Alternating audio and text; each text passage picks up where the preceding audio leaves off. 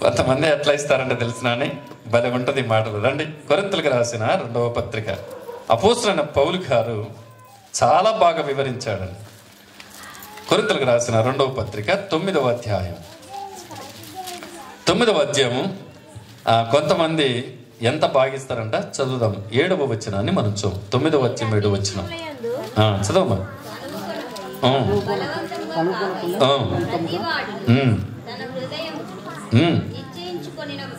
ప్రకారం ఇవ్వలను. జాగ్రత్త వినండి మాట.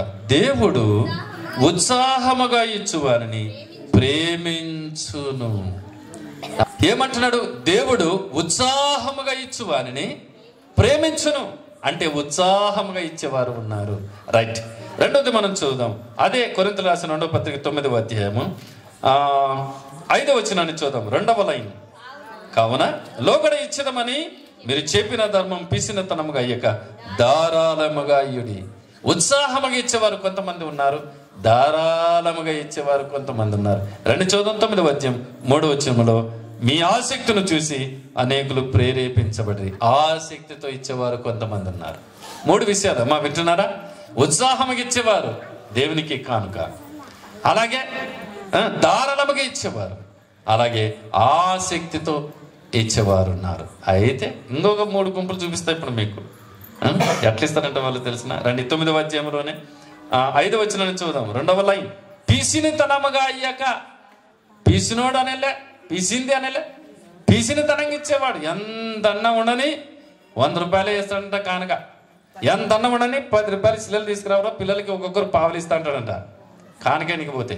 పీసినోడు అనేలే, ఏమనలే. కొంతమంది అంటారు కదా, యా యాకు రాలినా చింతాక ఈ తాకు, యా యాకు రాలినా ఈ తాకు తాటాక, తాటాకు 2 రాలు. అట్లా పిసినతనంగా ఇయ్యొద్దు. 1. రెండోది ఇంక రండి, 9వ అధ్యాయంలోనే ఎక్కడ 7వ వచనాన్ని చూద్దాం. సనుగుకుంటా. కొంతమంది సనుక్కుంటేస్తారంట. ఒరే పండగ వచ్చింది, క్రిస్మస్ పండగ, పట్టి వెళ్ళరా అంటే మీ దగ్గర అయితే ఉంది మరి నాకు లేదు మరి అంటాడంట. లోపల గునుగుతాడు, సనుక్కుంటాడంట. నీకంటే ఉంది నాకు లేవు మరి అడిగితే నువ్వే ఇప్పు. సనుక్కుంటా.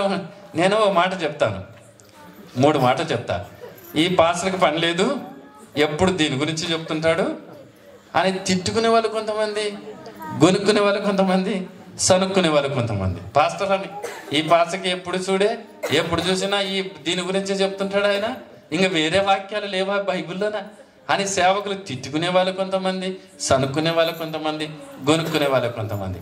ఈ తిట్టుకునే వాళ్ళు, సనుక్కునే వాళ్ళు, గొనుక్కునే వాళ్ళకి 3 పేర్లు పెట్టిన. ఎవరైనా తిట్టుకున్నారో సేవకునంటే ఖచ్చితంగా మీకు తిక్కలేస్తా. చూడండి, నేను చెప్తున్నాను వాస్తవంగా. మీరు సేవకులిగినా మీరు తిట్టుకున్నారంటే ఖచ్చితంగా మీకు తిక్కలేస్తుంది. ఒకవేళ సేవకులిగినా గొనినారంటే ఖచ్చితంగా అడవుతాడో గొంతులు ఖచ్చితంగా పడతాను. ఒకవేళ ఎవరన్నా కానీ సనుక్కున్నారంటే చచ్చిపోతారు.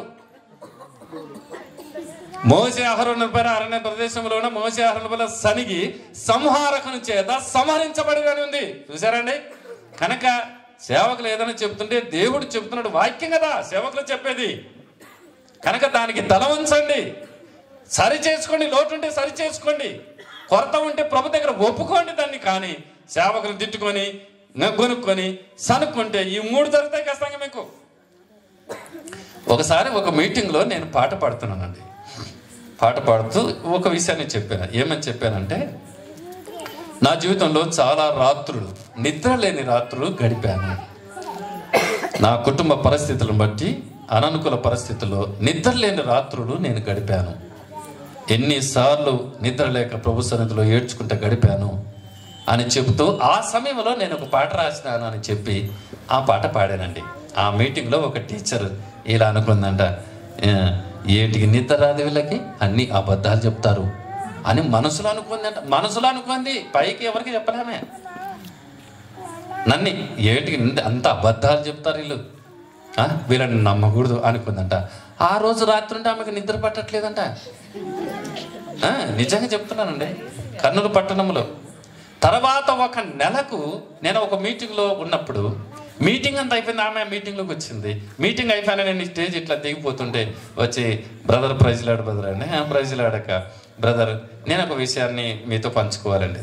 చెప్పండి బ్రదర్ అంటే, నువ్వు నన్ను క్షమించినానంటే ఒక మాట నేను మీతో చెప్తానండి. నాకు గుండె దడానిది, ఏం చేసినామని. నన్ను క్షమించినానంటే నేను మీతో ఒక మాట చెప్తానండి. ఏంటక్క చెప్పండి, విషయం చెప్పండి. అది ఏంటో అంటే, మీరు క్షమించినానంటే చెప్తానండి, విషయం చెప్పండి నాకు. తర్వాత నేను ఆలోచన చేస్తే అప్పుడు ఆమె చెప్పింది, బ్రదర్ ఒకరోజు మీరు నీ పరిస్థితిని బట్టి నువ్వు పాట పాడే కన్నా ముందుగా ఒక విషయాన్ని చెప్పావు. నిద్ర లేని రాత్రులు 2 రాత్రులు గడిపాను అని. ఎందుకు నిద్ర రాదు వీళ్ళకి, అన్ని అబద్ధాలు చెప్తున్నారని నా మనసులో అనుకున్న బ్రదర్. ఆ రోజు నుండి ఈ రోజు వరకు రాత్రిపూట నాకు నిద్ర లేదు, దయచేసి నన్ను క్షమించు అని ఆమె ఎంతో కన్నీళ్ళు పెట్టి నా దగ్గర ఏడుస్తూ, దయచేసి బ్రదర్ నన్ను క్షమించు. అప్పుడు నేను చెప్పాక, క్షమించడానికి మనం అర్హులు కాదు, కానీ ప్రభు దగ్గర ఒప్పుకో చాలు, ప్రభు దగ్గర ఒప్పుకో చాలు. దేవునికి స్తోత్రం. అందుకే చెప్పిన సేవకుల్ని అది 3 ఉన్నాయి, 1 2 మర్చిపోయి ఒకటి చెప్తున్నావు కదా, 3 గుర్తుపెట్టుకో. సనుక్కోవడం, కొనుక్కోవడం, తిట్టుకోవడం. రైట్. కనుక సనుక్కొని ఇచ్చే వాళ్ళు కొంతమంది అట్లా సనుక్కుంటా ఇచ్చే చచ్చిపోతావు చూడి. దారుణంగా అయ్యి ఉత్సాహంగా అయ్యి నువ్వు దీవించబడతావు. తర్వాత ఆ పక్కన ఇంకో మాట ఉంది, బలవంతంగా ఈరా ఈరా ఈరా అంటే ఇస్తాడంటే, లేకుంటే ఇయ్యాడు. వాళ్ళు 1000 రూపాయలు ఇచ్చినారా పండగ పట్టి, ఈరా అంటే ఏడుంది నాకు ఆడని 200 తీసిస్తాడంట. ఏంద్రా 200, అందరూ 500 ఇస్తాడంటే మళ్ళా 500 తీసిస్తాడంట.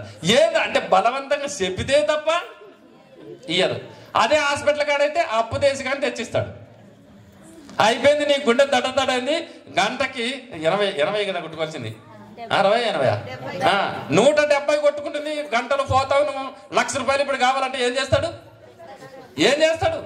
కనుక ఇక్కడ ఇవ్వకుంటే అక్కడ దడ పుట్టిస్తాడు. మీకు తెలిసినా, ఇక్కడ ఇవ్వకపోతే అక్కడ దడ పుట్టాడు. కనుక ఇస్తున్నావో లేదో నీకు తెలుసు. చివరిగా చెప్తున్న జాగ్రత్త వినండి, నువ్వు ఇచ్చినావో లేదో తెలుసు. అయితే ఇయ్యకపోతే ఈరోజు ఒప్పుకొని, దేవుడు నీతో సుట్టిగా మాట్లాడుతున్నాడు, ఆ కానుక ఏదో మడసనంగా మందిరానికి తీసుకొనిరా. బైబిల్ చెప్తుంది కదా, నా మందిరంలో ఆహారం ఉన్నట్లు 10వ భాగం తీసుకొని రండి. 10వ భాగం అనేది కాదు, నువ్వు వడ్డీలను కొరది దేవుడు నీకు ఇచ్చిన దాంట్లో అదేదైనా కావచ్చు. పంటలు కానీ, కూరలు కానీ. నేను సేవ చేసే కొన్ని గ్రామాల పక్కన, డోను పక్కన గ్రామాలు ఉన్నాయి. వాళ్ళు గుడ్లు తీస్తారు, కోళ్ళు తీస్తారు, ఆకుకూరలు తెస్తారు, కూరగాయలు తెస్తారు, అంగడి సరుకులు తెస్తారు. బైబిల్లో ఒక మంచి మాట ఉంటుంది, సోపులో ఇవ్వాలి, సబ్బులో ఇవ్వాలి, జీలకర్రలో ఇవ్వాలి, అన్నింటిలో ఇవ్వాలి. కొంతమంది మటన్ తెస్తారు, కొంతమంది చికెన్ తెస్తారు. చెప్పిన ఒకసారి నేను ప్రసంగం, ఎన్నిసార్లు మటన్ తెచ్చుకొని తిన్నావు, ఒకసారైనా పాస్టర్ గుర్తుకు రాలేదు నీకు? ఒక 1/2 కేజీ ఇచ్చొద్దాం పాస్టర్ కానీ చెప్పిండి, అప్పటి నుండి మటన్ తెస్తున్నారు మా ఇంటికి. దేవునికి స్తోత్రం. అంటే నేను తినాలని కాదు, బైబిల్లో ఉంది అవన్నీ.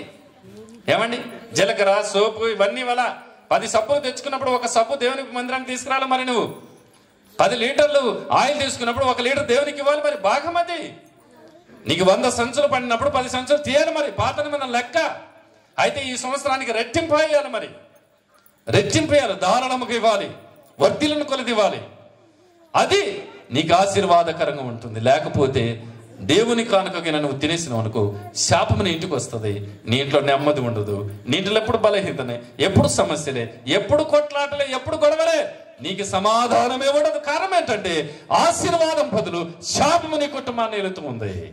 కనుక సోదరులారా, ఈ రాత్రి వేళ 3 విషయాలు నేను మీకు చెప్పాను. నువ్వు దేవునికి ఏదైనా వ్యతిరేకం చేసావా, అది నీకు తెలుసు. ఒప్పుకొని విడిచిపెట్టు. ఈ సంవత్సరం కూడా ఉండని. ఎన్ని ఆదివార దినాలు ఎగ్గొట్టావో నీకు తెలుసు. ఈ సంవత్సరం అలా ఎగ్గొట్టకుండా దేవుడు నీకు ఇచ్చిన దినాన్ని పరిశుద్ధమైన దినమని పరిశుద్ధంగా ప్రభు సన్నిధిలో మందిరంలో ఆరాధన చేయి. అందరికంటే లేటుగా వచ్చేది కాదు, అందరికంటే 5 నిమిషాలు ముందు ఉండాలి. అర్థమైందా? మందిరానికి రావాలనుకుంటే మీరు బస్సుకు వెళ్తే ముందున్నారు, స్కూల్కి వెళ్తే ముందున్నారా? మరి మందిరానికి ఎందుకు లేటుకు వస్తారు? ఎప్పటికీ లేటుగా రాకూడదు. మీరు ఎక్కడన్నా లేటు పోను, కానీ మందిరానికి మాత్రం లేటు వెళ్ళు. 5 నిమిషాలు ముందే పోయి చక్కగా మోకరించి, ప్రభా నీకు స్తోత్రాలు, 6 రోజులు పని చేసుకుని కృపనిచ్చావు, ఆరోగ్యం ఇచ్చావు, ఈరోజు మందిరానికి వచ్చాను నాయన, మీకు స్తోత్రాలని చెప్పు. ఎంత ఆశీర్వాదకరం ఉంటుంది నీ కుటుంబానికి.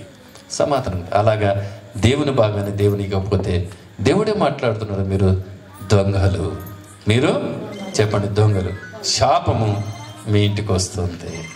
ఇప్పుడు చెప్పండి, మరి దేవుని దగ్గర చక్కగా అన్ని ఒప్పుకొని కనికరించబడి ఈ సంవత్సరం రెట్టింపు దీవించబడతావా?